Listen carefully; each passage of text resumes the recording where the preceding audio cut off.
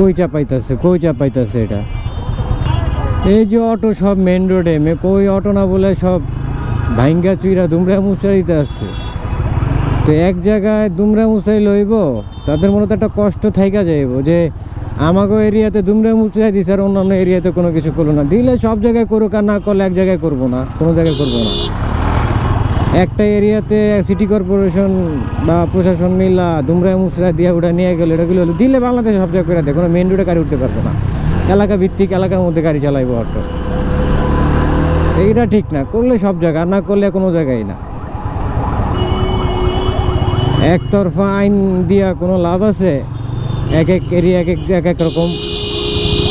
এই যে মেন রোডের মধ্যে অটো চলতেছে, তাহলে এখানে করে না কেন? এখানে নিয়ে সব ভেঙে চুরে লাগ, এখানে তো কোনো কিছুই নাই, বিন্দাস চলতেছে মেন রোডের মধ্যে অটো।